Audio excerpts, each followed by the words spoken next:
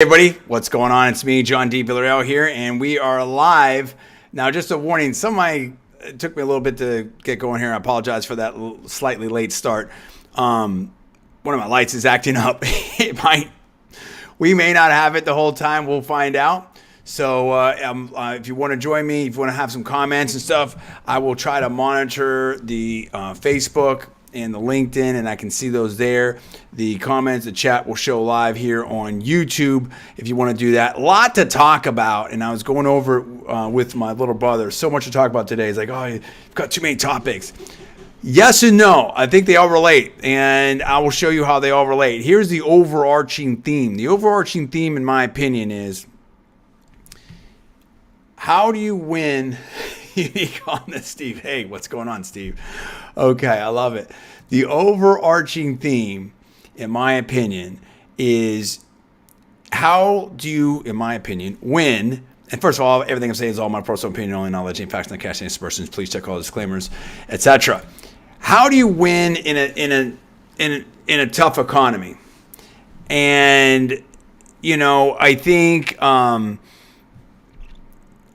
What happens, how to analyze and how to navigate change, right? That's what's going on right there. I think, hold on, Steve. Let me set the show up here. So how do these things all relate? Now we have the Twitter thing, right? The Twitter thing is big. It's huge, right? Because that's a major platform. That's an enormous platform. All right. So that is a platform for media and stuff. Now on automotive is so much to talk about there that I'm going to really drill down on that significantly. I'm going to talk about what I think is going on in the market, how it's getting tougher, what you want to do. I'm not going to see, there we go with the lights. I knew it. I don't know what's going on. We'll have to deal with that. And so hang in there, etc. Right? So I think it's going to get a lot more challenging there, but I think that there's definitely ways to win. And there goes the light. Unbelievable. Let's start with the Twitter thing. But let me just frame this. Actually, we'll come back to Twitter. Let me frame this up right here. Okay. Because I think automotive is a microcosm. And for automotive, you could also throw in real estate. You can throw in different things. They're not all synonymous. But I think that there is some there's some overlap. There's some themes that we see emerging there, right? So looking at automotive, and I want to keep it general, not specific. And again, I'm talking for myself. I'm not talking for anyone that any groups I'm affiliated with, employers. Anything. This is off hours. John G. Villarreal talking, everything like that. Okay, so I have conversations. And this is, we also might talk about, talking to your boss. And I have a very interesting, I think pretty cool relationship, a working relationship with the group I'm with and some of my superiors, stuff like that. And it's very, I have some very candid conversations, right? And maybe that's not for everybody, but I mean, that's how I roll, because I believe that the way you add value is to try to do your best and be straight up. What do I mean? Hold on, Steve. Let me set the show up. Let me shut the show up, brother. Hold on a second. Okay. So what I mean by that is, in part of those conversations,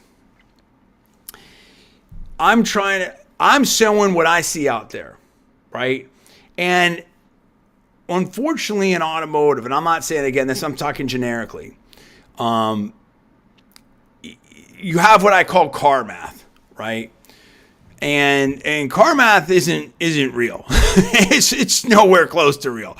Car math is, hey, if every salesperson sells 10 cars, if I want to sell 100 cars, I need to hire 10 salespeople. Well, okay, well, what about the economy? What about inventory? What about there's so many other things that go along with that. Right, your efficiency, your turn rates. There's just so much more that goes into that.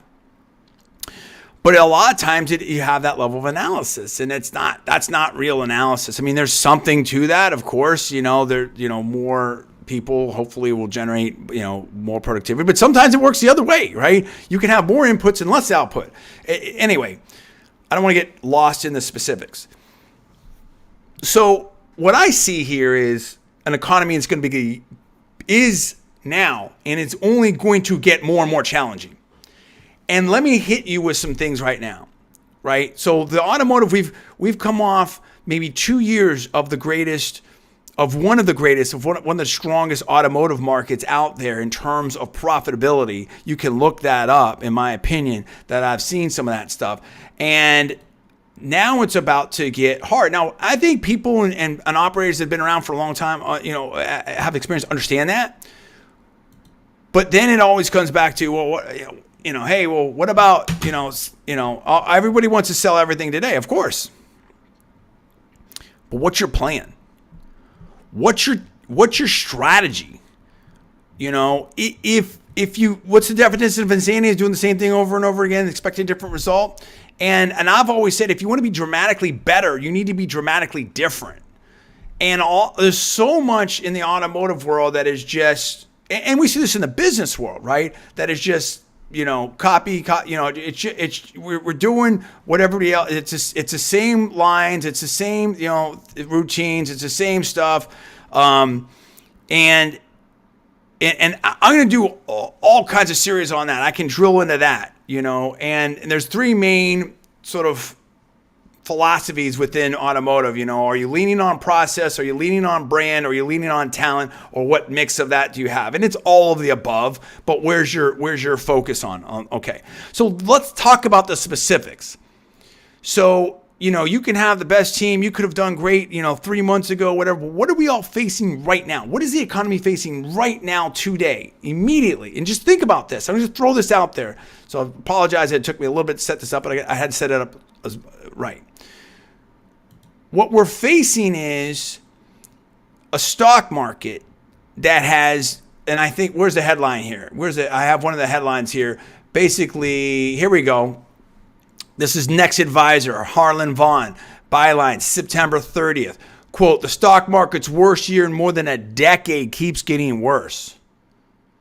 Okay, so now you've got a stock market. So that's hit people. Now, if you're in higher lying brands or exotic stuff like that, that could be a factor, right? That's not a positive factor.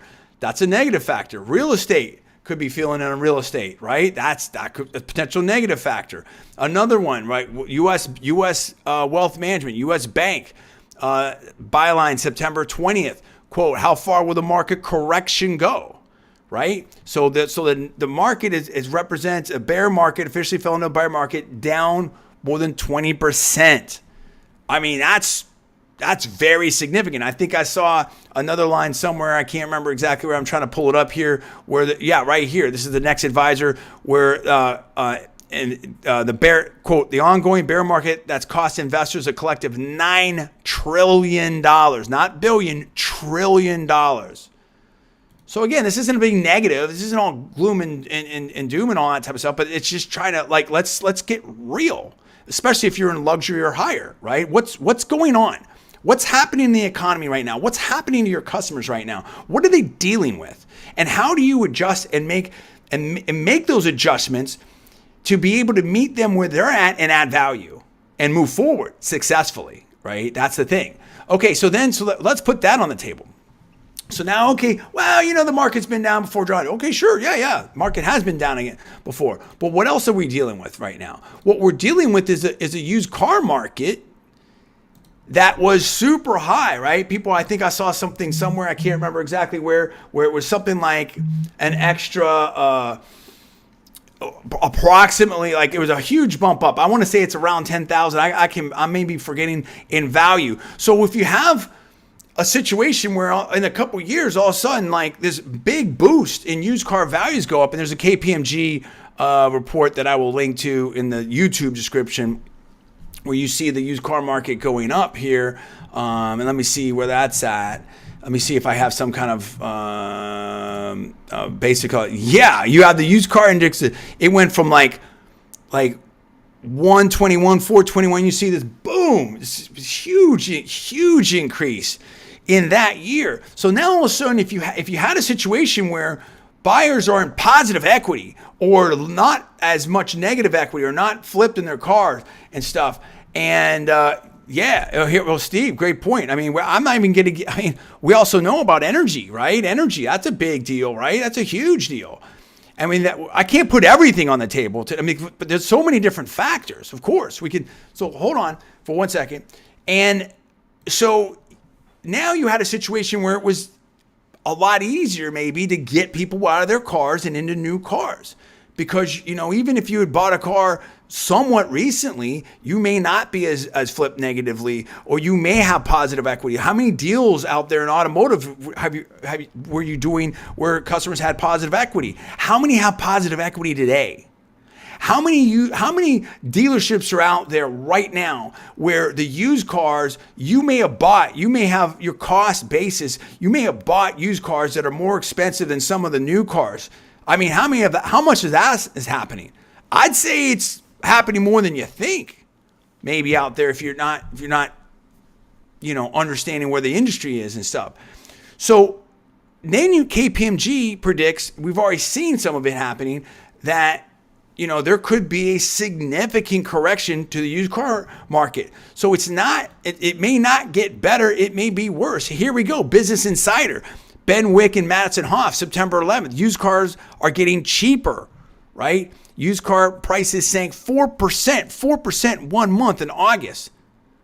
Wow. Okay. So now you've got the move down. So now so what do we have? We have stock market. That's been correcting.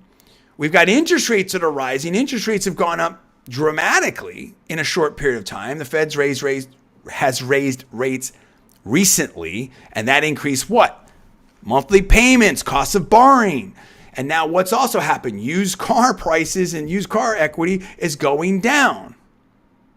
Okay, what else is on the table?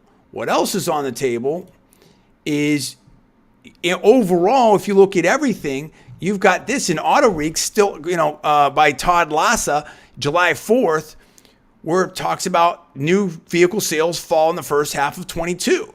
And basically, if you look at, the SARS or however you want to, but quote, Automotive News says that when the dust settles, sales will be down more than 19% on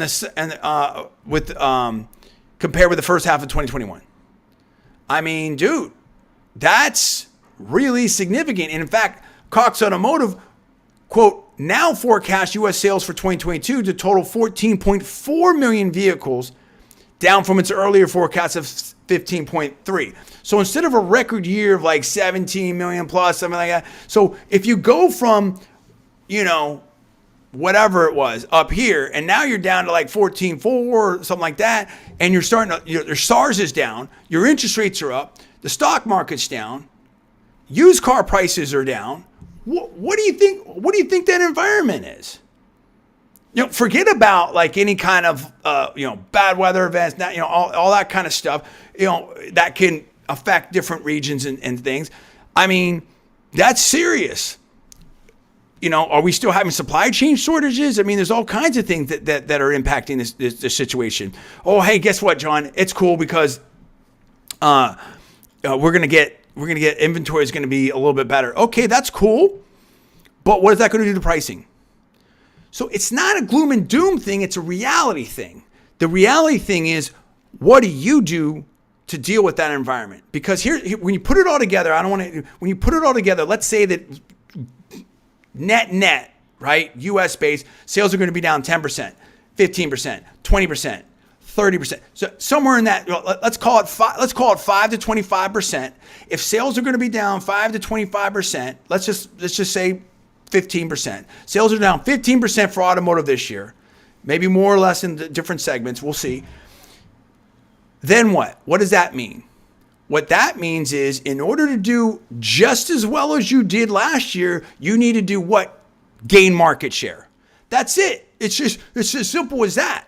You need to gain market share and become more efficient at what you're doing, or more profitable. But as I've illustrated, the profitability without the volume may be challenging, in my opinion, because it's math, right? It's math.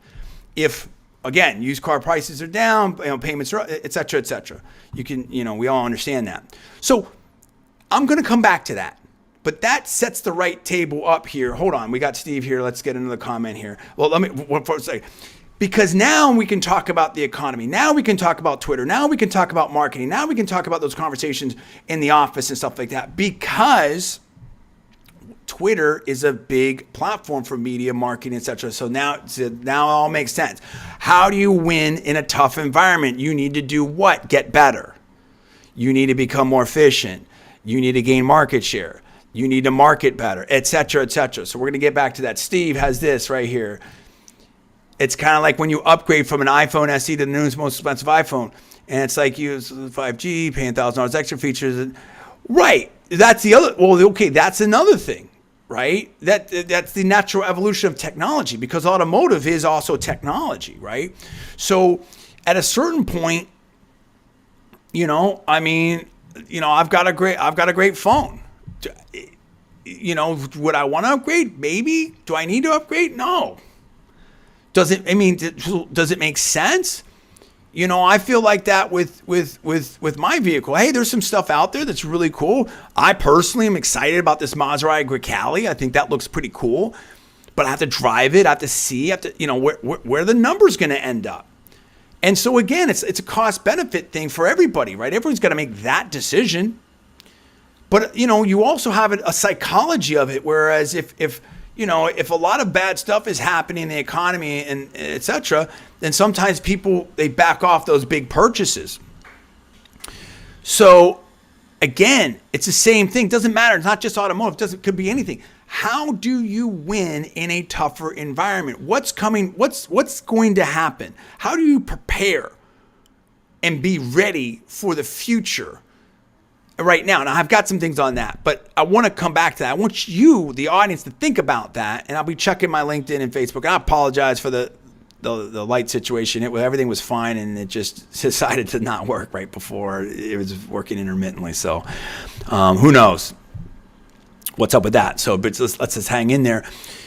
So let's talk about the Twitter thing, because I think that's very important. One of my things, and I'm not surprised, and I guess I have my bias, with my communications degree from a master's from Johns Hopkins, and obviously doing the YouTube and broadcasting live here, and I'm my channel, in general, I'm sponsored by Melon app, and to do the stuff. Thank you, Steve, appreciate that.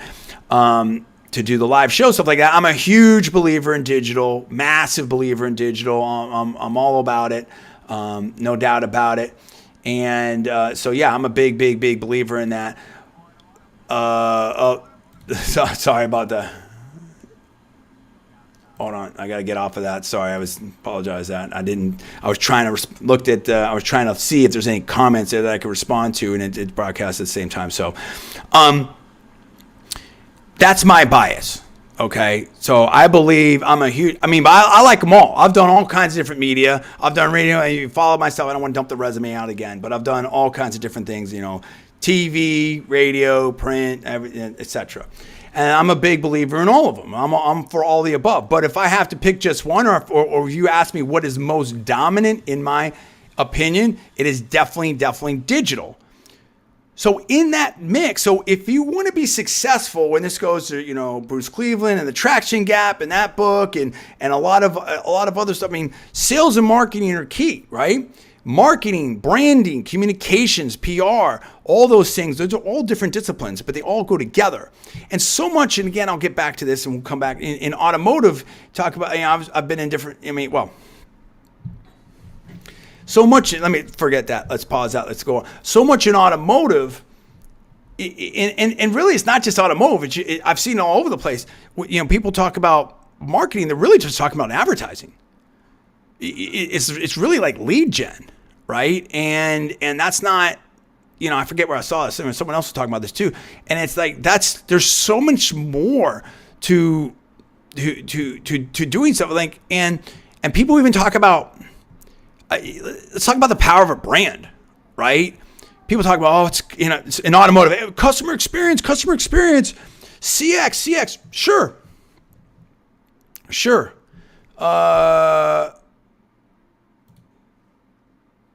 Yep.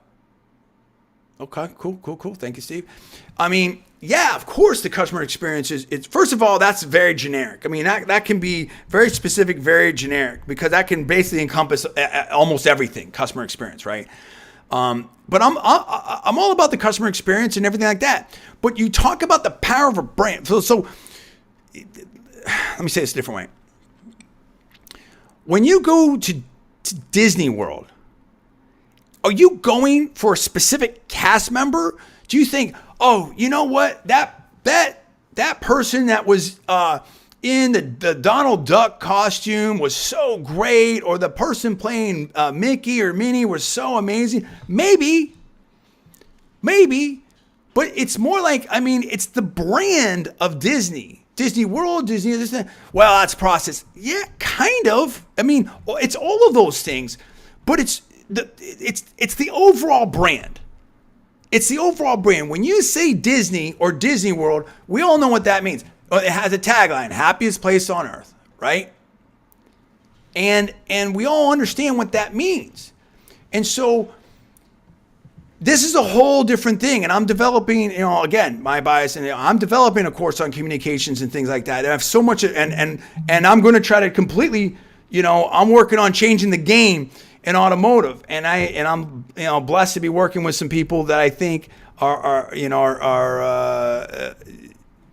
letting me try to do some stuff. So that's cool. And again, I don't want to say too much there. I mean, we're gonna reveal that when it's time to reveal that. But I've also talked about this. I've talked about this before. What do you think John DeVillo Digital Ventures was? I mean, we talked about that before. There's everything. I mean, it's all laying out. It's all happening again. So it's not about me, but there has been a theme. I just saw something. I don't want to bring it into this. I just saw something in politics from an analysis standpoint, which is exactly what I've been saying for it's over 2 years. And now it's like, yep, that's exactly what I've been saying. And there you go. It's right. So you have to be ahead of the game. You want to be good, you need to be ahead of the game. You need to understand what you need to do, and you need to be ahead of the game. So how does Twitter, it's a huge social media platform.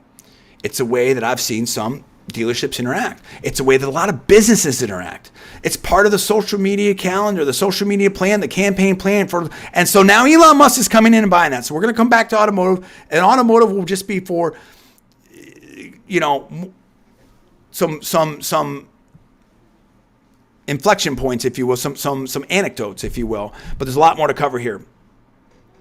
Thank you, appreciate that. Okay, yep. Okay, Steve, I'm kind of out of line here. I'm out of order here, rather. Yeah, I mean, that's true too. But see, I really feel like you have to be willing to be authentic, and you have to be willing to take risks. And taking risks means that you're going to fail sometimes. You're going to mess up sometime. We'll come back to that. All right, we'll come back to that. But let me get the Elon Musk stuff here, because this is huge and it impacts so much. And if you're doing anything in marketing or branding, this is part of the situation right here, and something that you have to consider.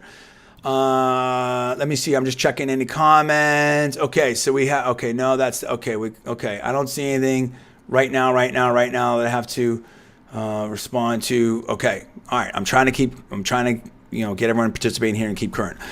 Okay, Elon Musk looks like it's moving forward. It looks like it is similar to. Let me get the. I don't want to misspeak. So let me get the. Here we go. CNBC, October 4th. David Faber. Here we go.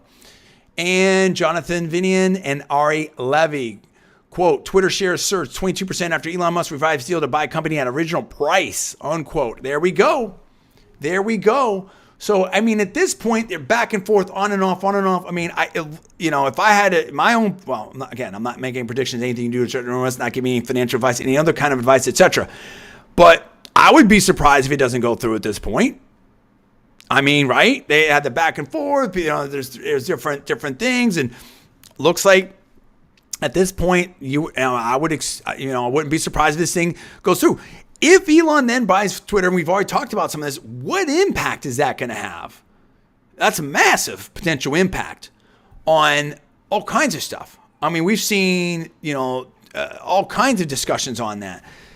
I mean, they've talked about, Just so much with that. I mean, there's so much to talk about, whether it's the bots, whether it's the potential left-wing bias, whether that's the people getting kicked off of Twitter, et cetera, et cetera. I mean, that's a big deal.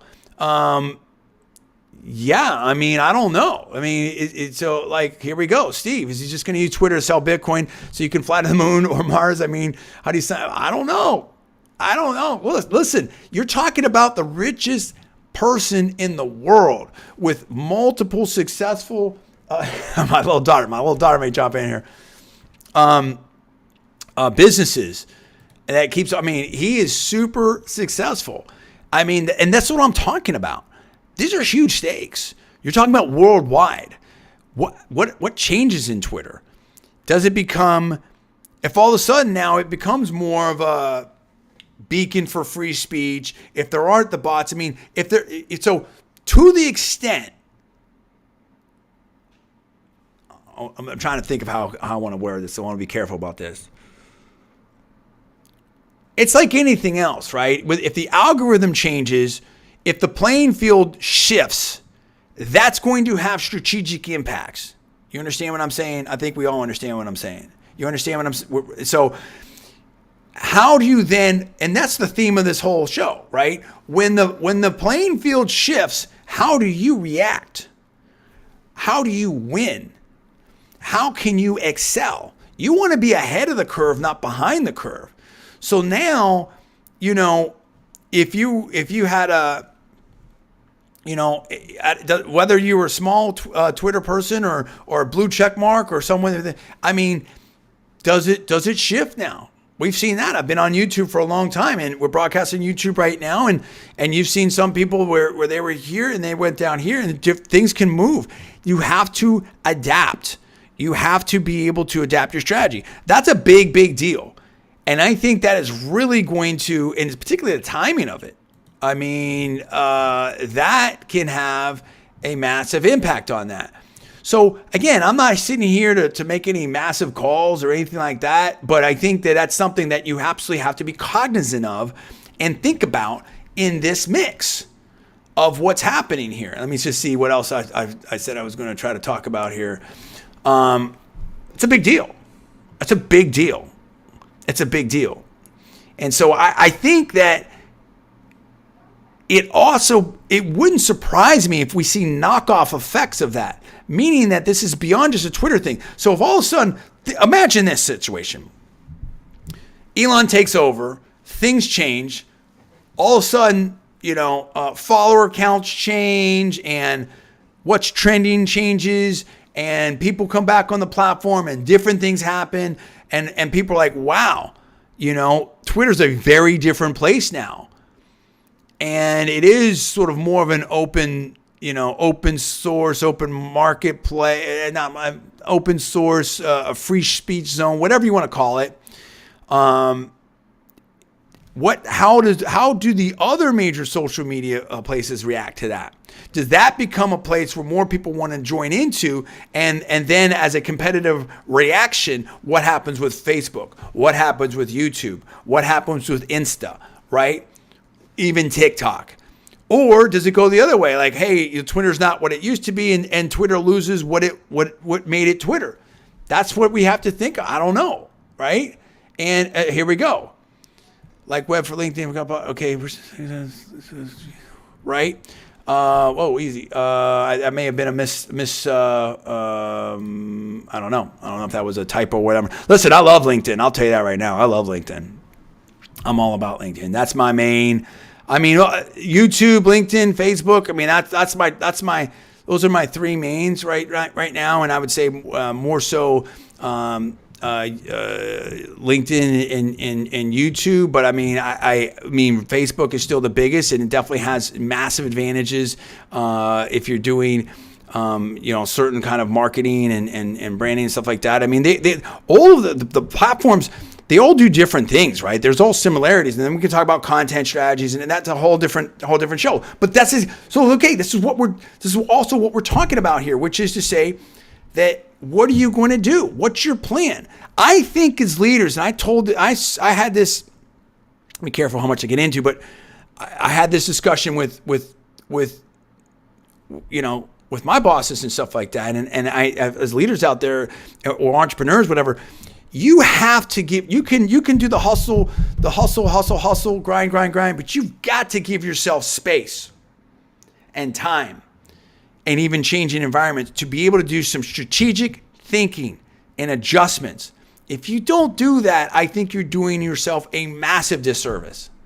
Because once again, you cannot go from 1 month to the next month and see all these other changes and think that you don't have to change. You have to change. You have to react. How is your messaging different in this environment? How is your advertising different in this environment? How is your what's changing? What should stay the same and what should adjust and why?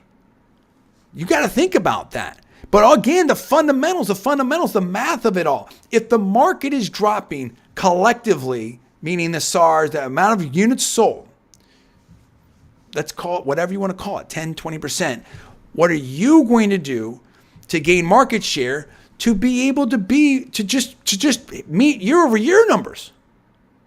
Not even grow, just year over year. I mean, that's what I'm talking about. That's real math. That's, well, if we hired 10%, no, no. Good luck with that.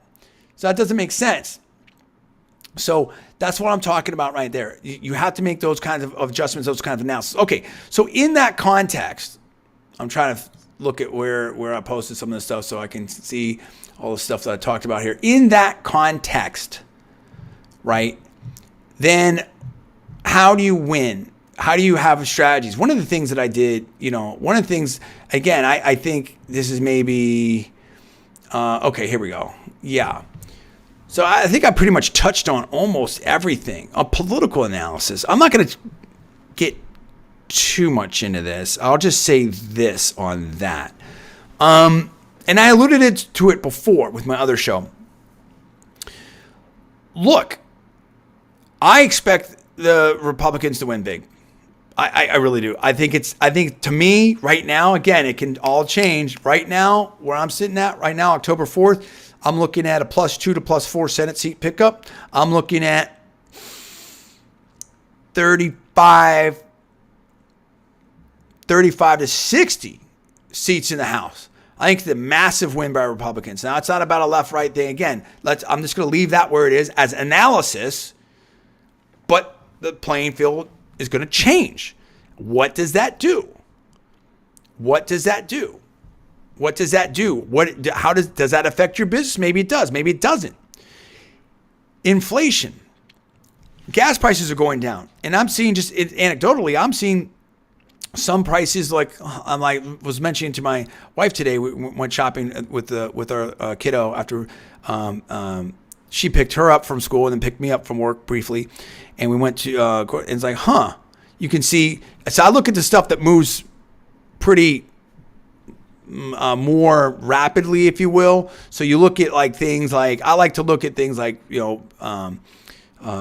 eggs, orange juice, bread, you know what I mean? Like you look at things that may, and again, I'm not making allegations or predictions or alleging anything.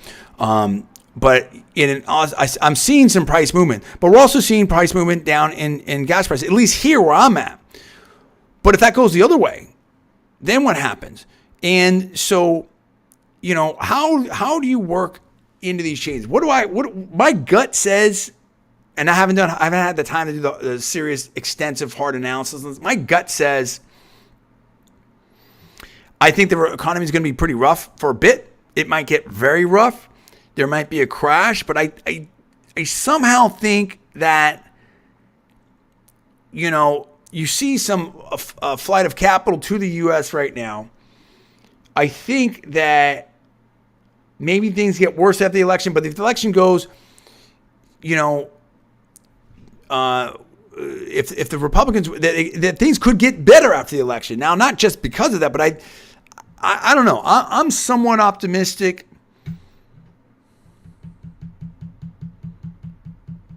I don't have a hard enough number. This is just a pure gut opinion and reaction. I think Q3, Q4. Well, we're in the Q4 now, right? So Q4, Q1 can be pretty tough. I mean, it could get very tough. I mean, we'll see. That's the thing. There's so many unknowns out there right now, right? Domestically, internationally, there's a lot of unknowns. But I'm a perennial optimist. I really feel like everything's gonna be better and work out in the end. But I mean, I see at least a quarter or two of some tough stuff. All of a sudden you have a bunch of people that need to pay student loans again. I mean, there's a lot of things that are gonna, reality is almost here, if not here. But I do think that things are going to turn around. But again, you can't just wish that to happen. It doesn't just happen by itself in a certain amount of time. There has to be policy adjustments. We got here to some degree because of policies. There has to be policy adjustments. There has to be market adjustments. So that's the same. That's again the same thing I'm saying. It's the same thing. And what does it come back down to? What it comes back down to is reality and how you address reality and adding value. We talked about this before in the last show. We're going to talk about it again. So how do you win? I'm not going to. Apologies to the audience, but I'm not going to lay out the whole JDV playbook here, particularly in automotive and stuff like that. I have a strategy, right? And I believe in. I have a strategy. I'll say that. I'm not going to speak for anyone or anything else, but I have a strategy to win, and I think that you have to look at and be reflective of a couple things. Where are the biggest pain points in your business? Where are the biggest pain points for your customers? What are the areas of opportunity to add value? I mean, again, this is part of the Ask a Super Genius series, everything like that. Some things can get very, very complicated, and rightfully so. But there's still simple principles. There's still ways you can break that down. There's still ways you can analyze this, and that's what that's the gift and challenge that I have. I can see things I'm really, really good at seeing things and sort of future casting things. But at the same time, with the way my brain, I mean, sometimes like I'm a great communicator, but sometimes when you're trying to pull all these things together, particularly on the spot, impromptu, it's sometimes hard to communicate that in the absolute best way where it's going to make sense to everyone immediately. So I hope that made sense. I think it did. So what I'm saying by that is, and there's some things that I'm not going to say right now, so I hope you respect that. I have an approach. I have a process. I have a strategy. You still have to be able to implement. You have to have the ability, the resources, everything like that.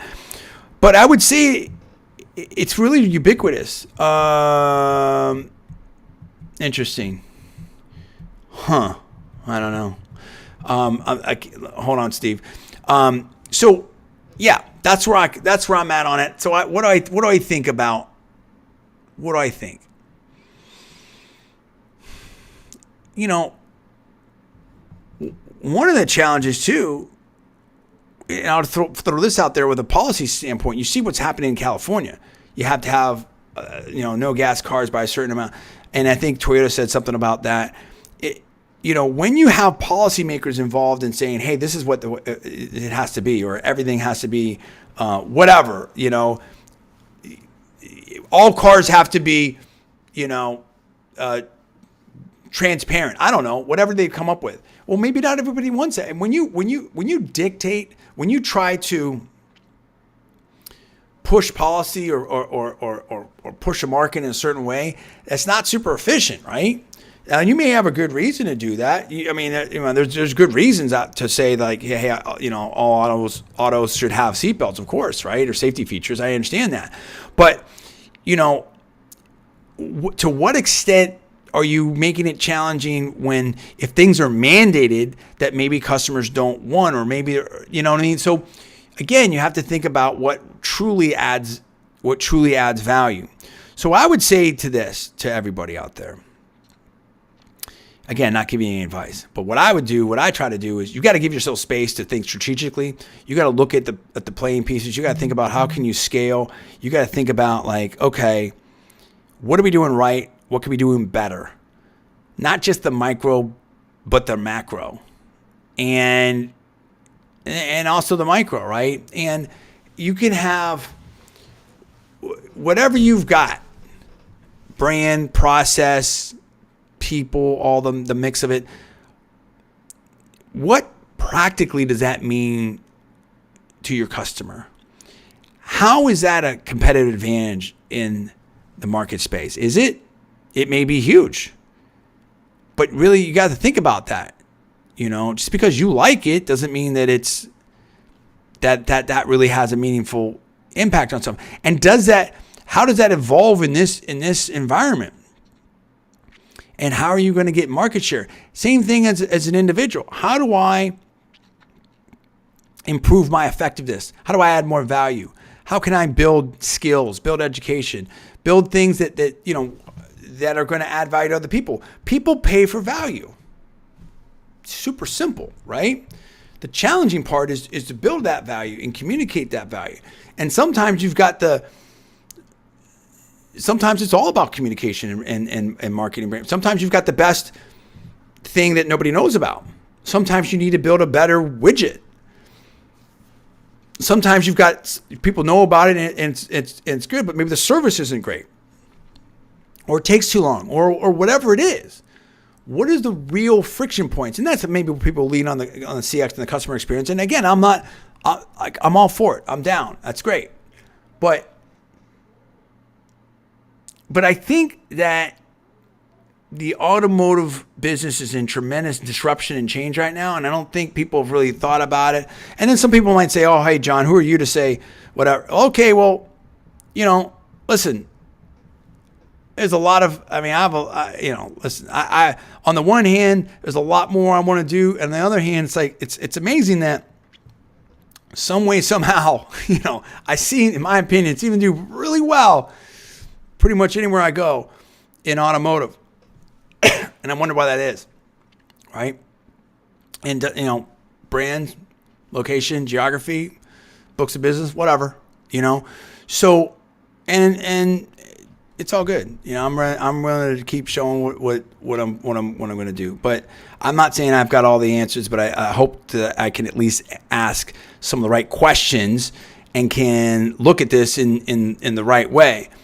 But I think that tremendous disruption, and again, Elon Musk, right? Automotive, right? I mean, I knew it all related. Sometimes I'm smarter than I even know, because it's like, here you've got the two different companies, but you've got the founder of Tesla, right? A huge automotive manufacturer, totally changed the game, who now is going to own a major, extremely powerful social media platform. I mean, look at that synergy potential, right? Oh my goodness. So think about that. Think about that automotive world. I mean, that's worth the whole thought process right there. Think about that. Think about how much Elon Musk believes in communication and social media, that the richest person in the world, the founder of the most innovative automotive company in the world, in my opinion, just bought a major social media platform. Not advertising on it, not just doing SEO, bought the whole thing, or is going to buy the whole thing, excuse me. Let that sink in. The power of digital, the power of social media, what that is. And think about that. So maybe you're a lot more successful and smarter than John, D. Villarreal, but you might want to think about Elon Musk. Strategic thinking. The world's changing. Where's it going to be at in 5 years, 10 years, whatever? It's not about what worked before, what's going to work going forward. How do you add value? The world's getting tougher. So if you know that, things are going to change, how do you prepare for it? Let's see here. Yeah, we got all kinds of different things coming in there. We got all kinds of stuff in there. What do you got here, Steve? I'm going to wind it down here. She's communications. I built an entrepreneurship program, the hybrid training course with live online courses. If you weren't there for the course, okay. Cool. So, yeah, no, I'm going to be coming out with all kinds of stuff. Once I have time, I have no time. I think that's everybody's. But I'm about, I don't know, third, fourth way done with my comms course and stuff. So I've got all kinds of different ideas. So that's what I wanted to share with you. Apologize for the lighting. Apologize that I didn't have it all. I mean, that's the balance, right? And you usually see that in automotive, volume versus gross and et cetera like that, gross profit or gross margin. But in my opinion, I want to, when I have any time, I have things in my mind. I know people are counting on me to talk. I want to be able to broadcast to you guys, to people out there, all around the world.